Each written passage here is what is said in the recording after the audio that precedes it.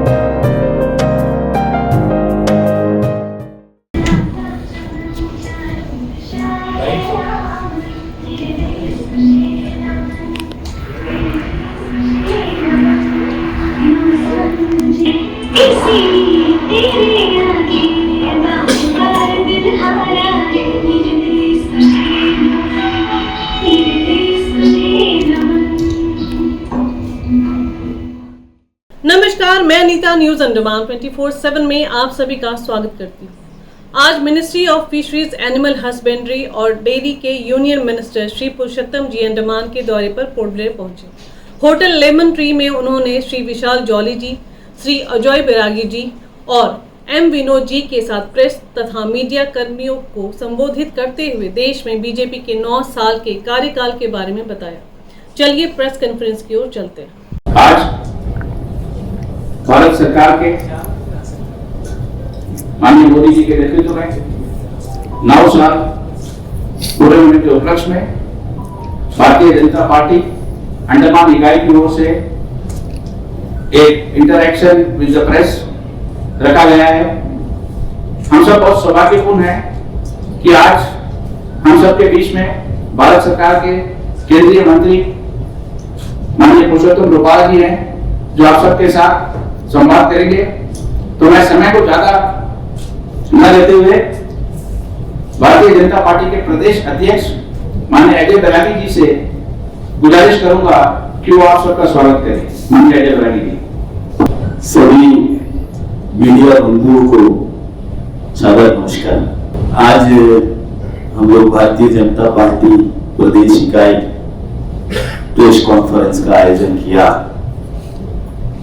इसका उद्देश्य आगामी काल 31 मई मोदी जी का, हमारे यशस्वी प्रधानमंत्री जी का 9 साल का कार्यकाल संपन्न हो रहा है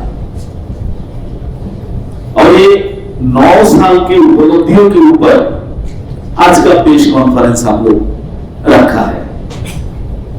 मैं सबसे पहले पूरे प्रदेश इकाई की ओर से सभी मीडिया बंधुओं को बहुत बहुत स्वागत करता हूं, बहुत बहुत अभिनंदन करता हूं। मित्रों, आज हमारा बहुत ही सौभाग्य है कि आज का जो दिन है, हम लोग एक बड़ा कार्यक्रम काल से शुरू करने जा रहे हैं। मोदी जी का 9 साल संपन्न होगा कल और 30 मई से 31 जून तक 30 दिन का हम लोग महाजन संपर्क अभियान जो है दीपों में और पूरा देश में हम लोग शुरू करने जा रहे हैं। हम लोग बहुत ही सौभाग्य है आज कि हमारे बीच में आज हमारे यूनियन मिनिस्टर आदरणीय पुरुषोत्तम रूपाला जी, जो कि honourable union minister of fisheries, animal husbandry और डेयरी, उन्होंने आज अंडमान में आके आज दीप समूह का शोभा बढ़ाया। मैं पूरे प्रदेश भारतीय जनता पार्टी इकाई की ओर से मैं हृदय से उनको बहुत बहुत स्वागत करता हूं, बहुत बहुत अभिनंदन करता हूं। साथ में हमारे ये नेता विशाल जी, नेशनल एग्जीक्यूटिव मेंबर, हमारे महामंत्री रामदास जी, हमारे media convener M Vinod ji, और जो टोली हमने बनाया प्रदेश का, रामदास जी प्रदेश का प्रमुख है महाजन संपर्क अभियान के, उनका साथ साथ में सानाराम जी हमारे को इंचार्ज है, हमारे सुनीता शर्मा जी को इंचार्ज है, महेश्वर लाल जी को इंचार्ज है, संपत बनर्जी जी को इंचार्ज है, वो भी आज इस प्रेस कॉन्फ्रेंस में हमारे बीच में शामिल है। मित्रों, माननीय मोदी जी के कुशल नेतृत्व में बिना किसी भ्रष्टाचार, जन कल्याण को ध्यान में रखते हुए आपकी मंत्रिमंडल का साथ में उनका सहयोग से 9 साल का कार्यकाल सफलतापूर्वक माननीय मोदी जी ने संपन्न किया है। हम लोग देखा इस 9 साल में विश्व के अंदर मोदी जी एक महानायक के रूप में उभर के आया है।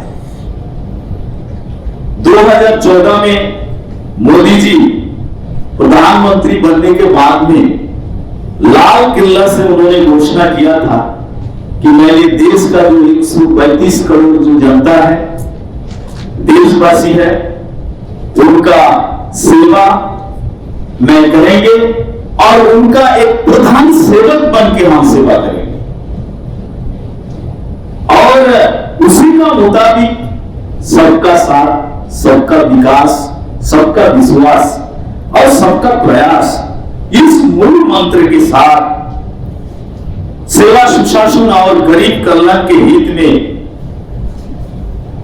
प्रधानमंत्री आवास योजना हो, शौचालय बनाने का काम हो, प्रधानमंत्री गरीब कल्याण अन्न योजना, कोरोना महामारी में हम लोग देखा, चाहे वैक्सीनेशन देने का, वैक्सीन देने का कार्य हो, चाहे किसान सम्मान निधि का योजना हो, और ऐसा करके अनगिनत मुद्रा योजना हो, जनधन योजना हो, अनगिनत योजना लाके, और इस योजना खाली लाना नहीं है, संपूर्ण रूप से इस योजनाओं को धरातल तक लेके जाके उसको लागू करना, इसे केवल भारत के यशस्वी प्रधानमंत्री नरेंद्र मोदी सरकार द्वारा ही संभव है।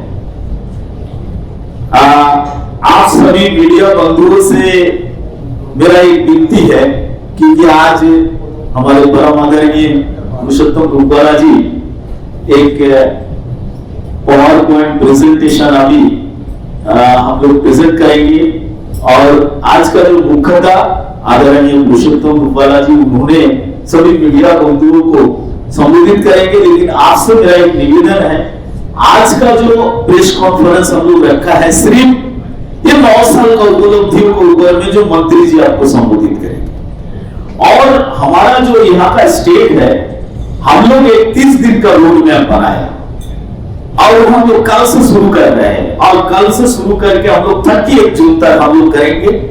उसमें आदरणीय मुर्गा जी आएंगे, आदरणीय सत्य कुमार जी आएंगे, और 10 दिन तक हमारे साथ में रहेंगे। बहुत सारे कार्यक्रम, बहुत सुंदर डिजाइन हमने बनाया है। उसका ऊपर में अगला परसों रोज आप सबसे विनती है, हम लोग एक लोकल यहाँ का प्रेस कॉन्फ्रेंस करेंगे।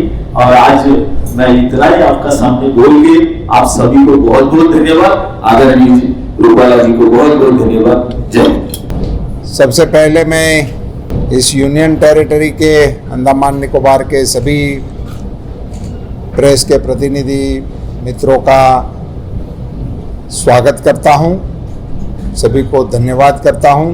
सभी का नमस्कार करता हूं, इसलिए कि मैं आपसे पहली बार मुझे मिलने का मौका देने के लिए हमारे प्रदेश अध्यक्ष जी का आभार भी व्यक्त करता हूं। हमारे प्रदेश अध्यक्ष महोदय और उनकी पूरी टीम, पूर्व अध्यक्ष भी इधर हैं और हमारे इस महाअभियान के इंचार्ज रामदास जी भी हैं, हमारे मीडिया के कन्वीनर हैं और उनकी पूरी टीम। साथियों, जैसे आपने ये प्रेजेंटेशन में भी देख लिया और इस 9 साल की उपलब्धि के बारे में मैं आपसे कुछ बिंदु शेयर करना चाहूँगा। प्रधानमंत्री मोदी जी ने जब से प्रधानमंत्री पद का कार्यभार संभाला 2014 से आज इनको 9 साल पूरे हो रहे हैं। कल ही प्रधानमंत्री जी ने ही अपने एक वक्तव्य में बताया था कि मैं इस 9 साल को भारत के नवनिर्माण के 9 साल के रूप में देख रहा हूं और पूरा देश और दुनिया भी इस अंदाज से उसकी अनुभूति कर रही है। विस्तार से अगर मैं एक के बाद एक बिंदु लेता चला जाऊंगा तो मैं आज पूरा दिन ये बात कथा मेरी बता सकता हूं, मगर मुझे 1-2 चीजों पे फोकस करना है। जैसे जनधन योजना जब आई तो सबको लगा था कि ये बैंक अकाउंट का मसला क्या है और बैंक अकाउंट खोलने से क्या होता है और इसके पीछे ये सरकार इतना बल क्यों दे रही है। तब लोगों को ये पता नहीं था कि कभी जाके 50 करोड़ लोग भारत की इस अर्थतंत्र के साथ जुड़ेंगे और उस जुड़ने की जब प्रक्रिया का प्रारंभ काल था, शायद आप लोगों को भी उस समय न्यूज़ भी मिले होंगे, मुझे तो कंप्लेन भी मिली थी कि हम अकाउंट खोलवाने के लिए तो लोगों को लेके जा रहे हैं मगर वहाँ 100 रुपया लगता था अकाउंट खोलने का, तो वो 100 रुपया उनके पास नहीं होते थे। ये धरती से आई हुई बात जब हमने प्रधानमंत्री जी से शेयर किया कि हम तो झोंपड़ी से, झुग्गी झोंपड़ियों से मजदूरों को लेकर जा रहे हैं कि जनधन सभी को खुलाना है करके ले जाते हैं, वहाँ बैंक में जाके ये 100 रुपये का मसला आता है, तो 100 रुपये नहीं थे। तब वहाँ से हमारे वित्त मंत्री ने जनधन योजना के लिए 0 बैलेंस से भी अकाउंट खोलने का निर्णय करके सभीयों को अकाउंट में जोड़ने का प्रारंभ किया। इससे एक मैसेज ऐसा गया था कि ये 0 बैलेंस से जो अकाउंट खुल रहे हैं वो तो एक प्रकार से बैंक को कार्यभार बढ़ाने का काम है, उसमें तो कुछ लेन देन तो है ही नहीं। आज मैं आपको ये बताते हुए मुझे बड़ी खुशी हो रही है कि जनधन अकाउंट में जो हमारे देश के साधारण नागरिकों ने अपने अकाउंट खोल के जो डिपॉजिट लगाई है वो 90,000 करोड़ रुपये को क्रॉस कर गई है। आप कल्पना कीजिए 90,000 करोड़ रुपये भारत के आम आदमी के पास से, साधारण आदमी के पास से, भारत के श्रमिक के पास से आकर हमारी इकोनॉमी का हिस्सा बन गया। ये राशि कई राज्यों के बजट से बढ़िया है।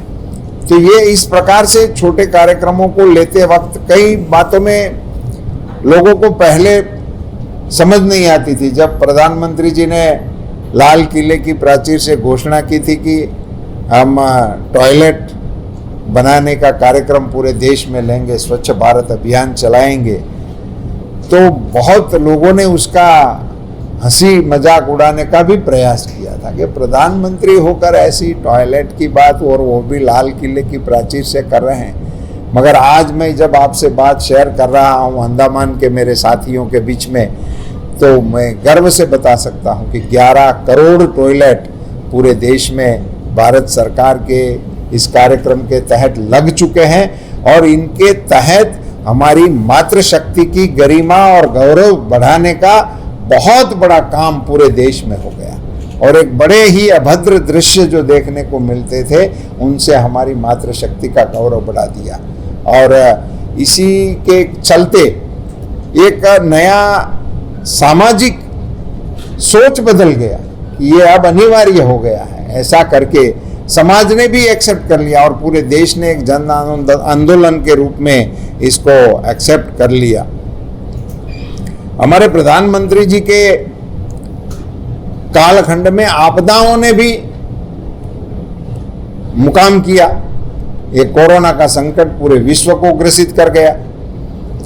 पूरा विश्व आज भी इसके मार से उबरने के प्रयास में लगा हुआ, आज की डेट में भी मैं कह सकता हूं। मगर आज पूरी दुनिया में एक बात तय हो गई है कि कोरोना का मैनेजमेंट जिस प्रकार से भारत में हुआ वो विश्व के किसी देश में नहीं हुआ। इस प्रकार की बात आज दुनिया मान रही है। और जैसे पहला ही फिगर अपने 200 करोड़ वैक्सीनेशन का देखा तो वो अपने आप में एक अजूबा है।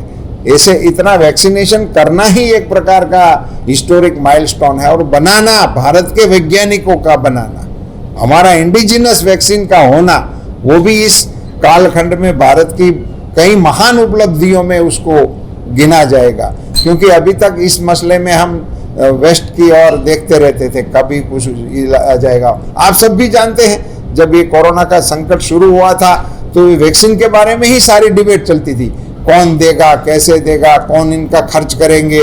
कई महापुरुष तो उसके बारे में बहुत आगे बढ़ चढ़ कर बोलते थे, हमको आज़ादी दे दो, हम बाहर से खरीद लेंगे, भारत सरकार को मुफ्त में देनी चाहिए और लगाएंगे तो नपुंसक हो जाएंगे।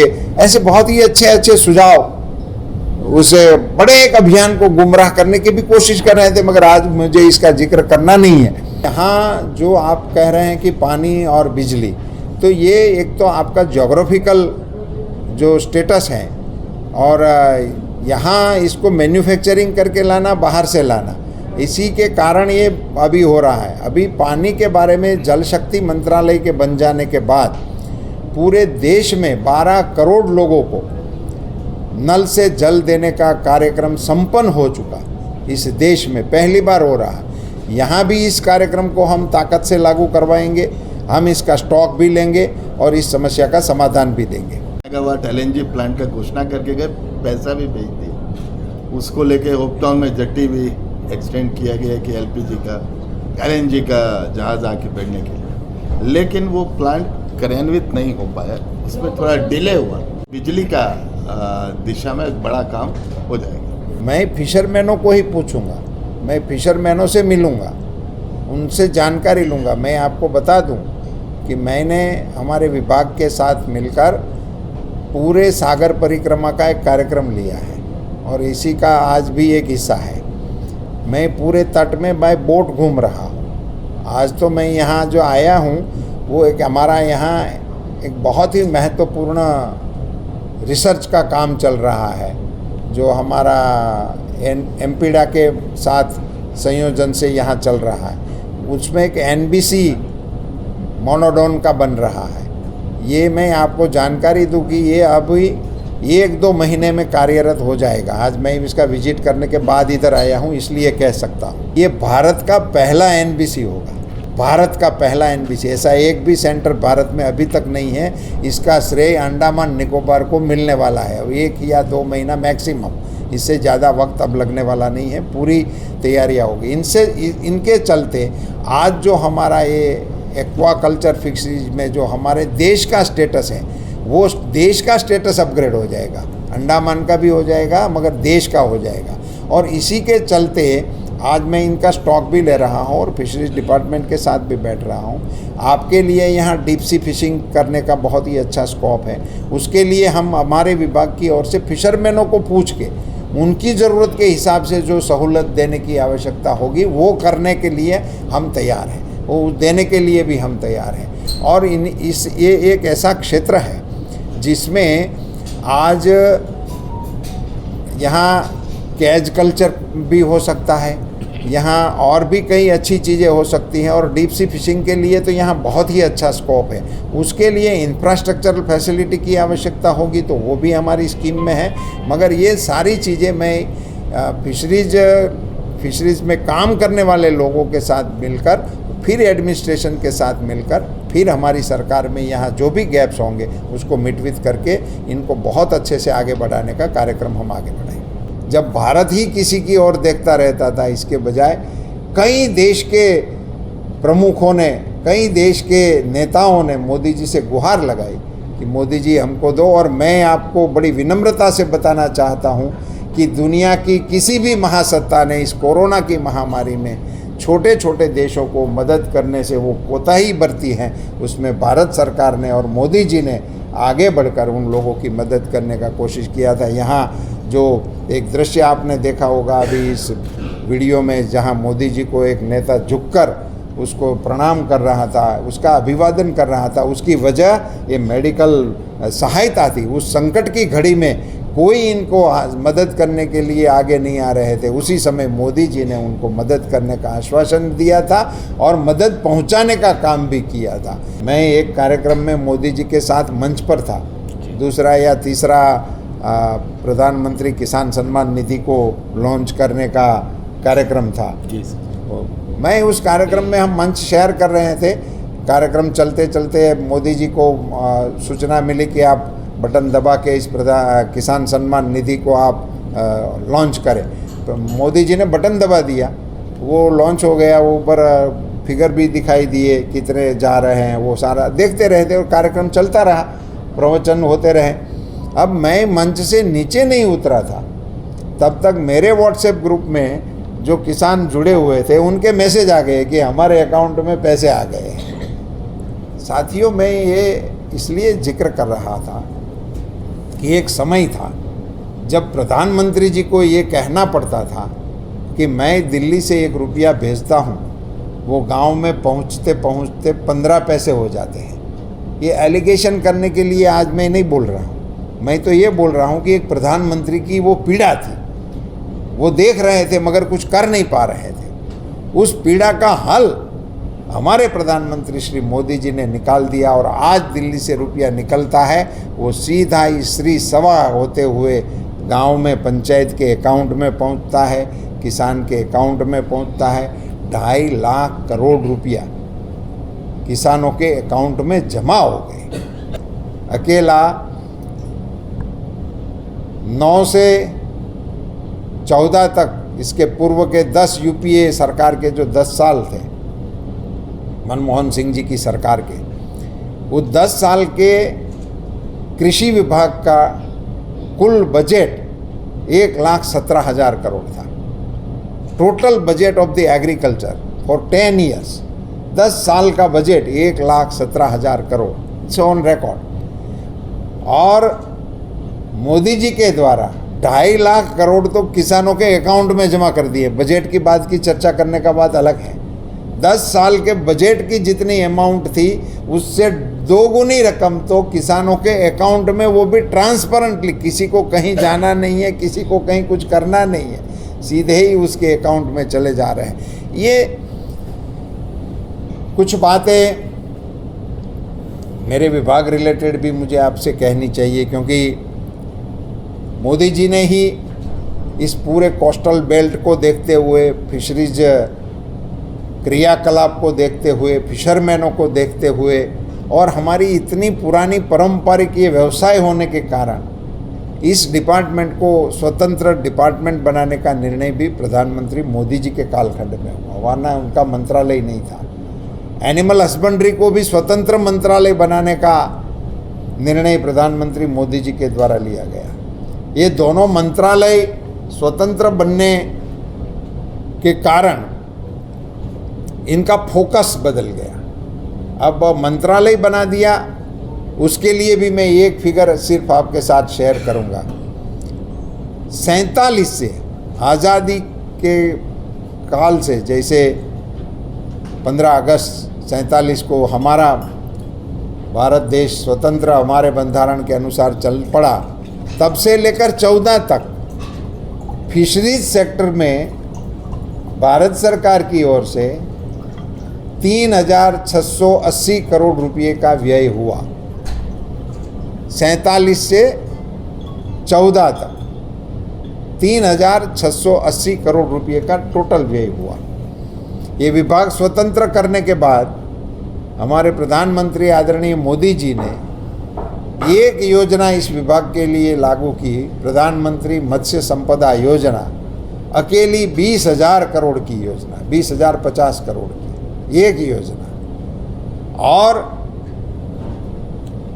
इसमें इंफ्रास्ट्रक्चर फैसिलिटी को डेवलप करने के लिए लैंडिंग सेंटर हो, हार्बर हो, कोल्ड चेन हो, इनका मार्केटिंग लिंकेज हो, इन सबको सुधार करने के लिए 8,000 करोड़ का अलग से एक फंड निर्माण किया। को चलते हुए जब हमारे डिपार्टमेंट की ओर से हम पूरे देश में इसका काम कर रहे थे, तो इसी साल हमारे वित्त मंत्री जी ने इसमें और 6,000 करोड़ का प्रावधान करके हमको और इजाफा देते हुए इस क्षेत्र को मजबूत करने का काम किया। ये फिगर 47 से 14 तक का 3,680 करोड़ के टोटल व्यय के सामने मैं ये फिगर आपके सामने रख रहा हूँ। इन चीज़ों को आप जब देखेंगे, सुनेंगे, तो और भी कि ऐसे कितने ही बिंदु हैं, छोटे छोटे बिंदु हैं, मगर आप जानेंगे तो बड़ी आपको भी ताज्जुबी लगेगी।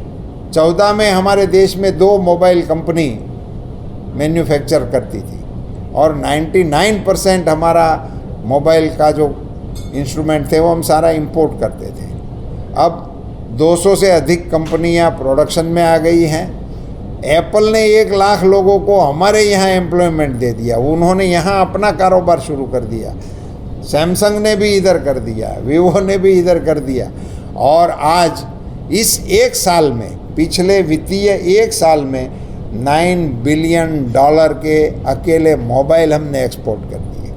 जहाँ 2 मोबाइल कंपनियाँ थी, हम एक भी मोबाइल बाहर से, और मोबाइल मतलब हम तो यही मानते थे कि वो तो इंपोर्ट ही करने की चीज़ है, हमारे मैन्युफैक्चरिंग की चीज़ ही नहीं है। आज $9 बिलियन का एक्सपोर्ट इसके ज़रिए हम कर पाए और 750 को क्रॉस कर गई है। एवर हमारा जो एक्सपोर्ट था उनको अभी तो 770 लेटेस्ट फिगर जो मिल रहा है $, इतने बिलियन डॉलर का एक्सपोर्ट इसी साल हमने क्रॉस करके कर दिए।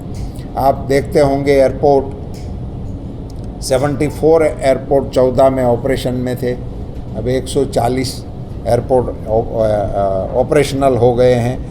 रेलवे के लिए उनके ट्रैक का बनना, इलेक्ट्रिफिकेशन का होना, ट्रेनों का, और जो आप देख रहे हैं वंदे भारत वगैरह, मेरे से भी ज़्यादा आप सब जानते हैं, इसलिए इसमें मैं बहुत डिटेल में नहीं जाना चाहता हूँ। मगर रेलवे स्टेशनों की स्वच्छता, आज प्रत्येक भारतवासी इसकी प्रशंसा कर रहा है। सभी को देखने को लगता है कि ये भी अभी कुछ साफ सुथरी रखने की व्यवस्था सरकारी संस्थानों को भी हो सकती है और उसमें रेलवे स्टेशनों में भी हो सकती है।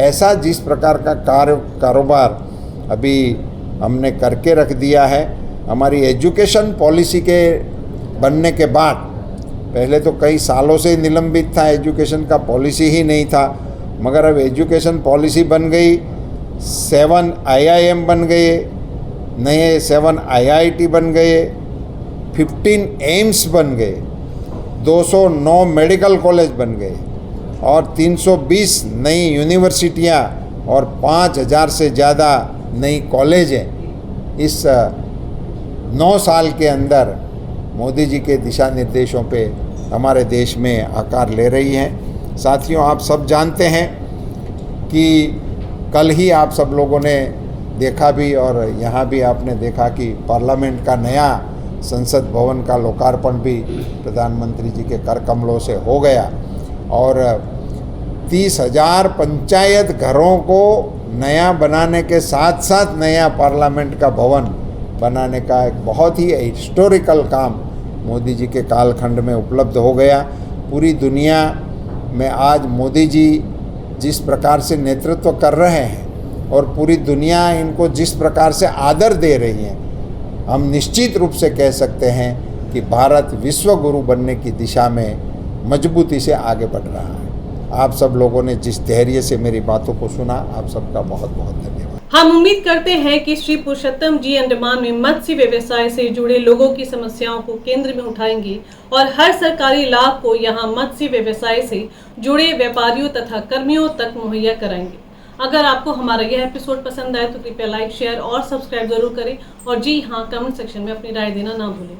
इसी के साथ मैं अनीता न्यूज़ अंडमान 24/7 से आज की इस खर्ची विदा लेती हूँ। नमस्कार।